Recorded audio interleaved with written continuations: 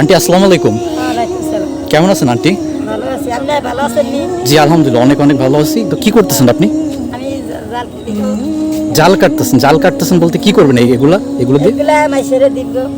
মাইসের দিয়ে বিক্রি করবেন? আচ্ছা আচ্ছা, মানে এগুলা কি মানুষ কিনে? আচ্ছা, এমনিতে নর্মালি যে দড়ির দাম সেটার থেকে হয়তো একটু কম এটার দাম, তাই তো? আচ্ছা আচ্ছা, তো এটা দিয়ে কি আপনার সংসার চলে? এর পাশাপাশি কি আর কিছু করেন? আর কি করেন? আচ্ছা, তো এই যে টুকটাক ইনকামটা আসলে করেন, এটা দিয়ে কি আপনার সংসার চলে ঠিক মতো? একটু জোরে বলবেন আন্টি। চলে না? আচ্ছা, আপনার স্বামী কি করেন? আমার স্বামী আগে করতে মারা গেছে। আর আপনার ছেলে মেয়ে কয়জন? আমার ছেলে মেয়ে নাই। আচ্ছা, আপনি কি এখানেই কাজ করেন নাকি বিভিন্ন জায়গায় গিয়ে তারপর কাজ করেন? না, আমি কাজ করি। এখানেই কাজ করেন। সো আন্টির আজকে আপনাদেরকে আন্টির ঘরটা একটু দেখাবো যে উনি আসলে কীরকম পরিস্থিতির মধ্যে আছে। সো আমরা একটু তার ঘরের দৃশ্যটা দেখাচ্ছি। ফার্স্ট অফ অল এটা হচ্ছে তার অরিজিনালি ঘর। সো আসেন আপনাদেরকে এখন ঘরের মধ্যের পরিস্থিতিটা একটু দেখাই যে একটা মানুষ কতটা কষ্টে থাকতে পারে। মানে এটা কি মানার মতো কিনা আমি জানি না। আমার ঢুকতে প্রচুর কষ্ট হচ্ছে। ভাই একটু লাইটটা দিবা আমার কাছে।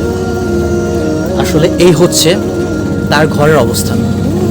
মানে আপনারা যারা রাস্তার পাশে দেখবেন যারা ঘুমায়, তারাও কি এতটা কষ্ট করে ঘুমায়? এই যে দেখেন, মানে ছাগল এবং মানুষ একসাথে সবাই ঘুমায়, তাহলে বুঝছেন কি অবস্থা।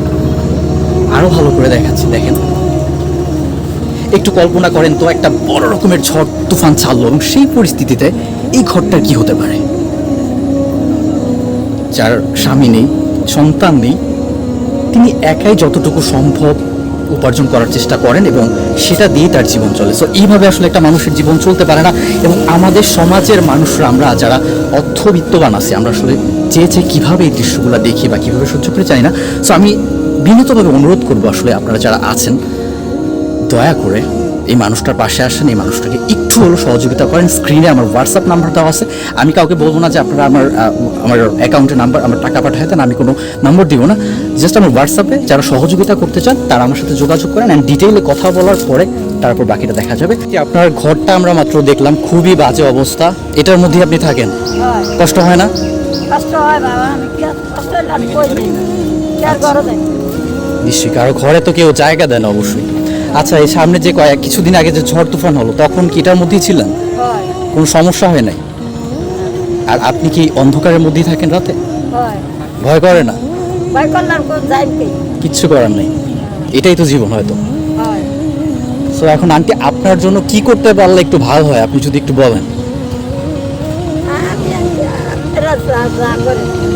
আমি যা করি বলতে হয়তো আপনার যদি কোনো চাওয়া পাওয়া থাকে এবং এটা যদি কোনো মানুষ দেখে, কেউ সহযোগিতা করে, আপনাকে করতেই পারে, তো আপনার কি হলে ঘরটা মনে হয় একটু ঠিক করতে পারলে ভালো হয়।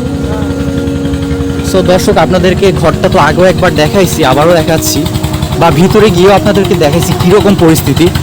সো আসলে এই ঘরের মধ্যে থাকার মতো কোনো অবস্থা নেই। তো কেউ যদি আসলেই হেল্প করতে চান, এই মানুষটার জন্য একটু হলেও হেল্প করতে চান, পুরো কাজের দায়িত্ব আপনাদেরকে নিতে বলবো না, যতটুকু সম্ভব হেল্প করতে চান প্লিজ প্লিজ একটু হেল্প করেন। হ্যাঁ, আমি আরেকটু দেখাচ্ছি পাশ থেকে।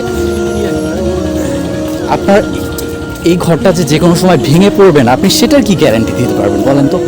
কিসের উপরে ঘরটা দাঁড়ায় আছে একটু দেখেন। এই ঘরটা যে কোনো সময় ভেঙে পড়তে পারে, একটা মানুষের বিশাল বড় রকমের ক্ষতি হতে পারে। সো আসলে তার দুঃখের কথাগুলো আসলে আমি বলে হয়তো শেষ করতে পারবো না। ওনারা এলাকাবাসীও আছে।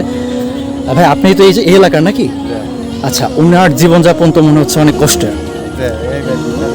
আচ্ছা আচ্ছা, ওনার স্বামী মারা গেছে কত বছর বলতে পারেন? 1 বছর। 1 বছর। ওনার স্বামী কি করতো আগে? জাল করতো, জাল ছাড়াইতো, জাল বট বিক্রি করতো, এই বেলি তাদের সংসার চলতো। আবার মাঝে মাছ যাবা না, নিত বাসায়। আচ্ছা আচ্ছা, এখন এলাকার মানুষ কেউ ওনাকে সহযোগিতা করে না অতটা?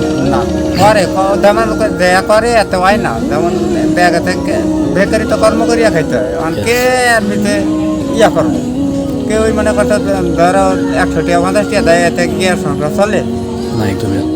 ওকে, থ্যাংক ইউ ভাইয়া আপনাকে। আচ্ছা, আমরা লাস্ট পর্যায়ে আন্টির সাথে একটু কথা বলবো।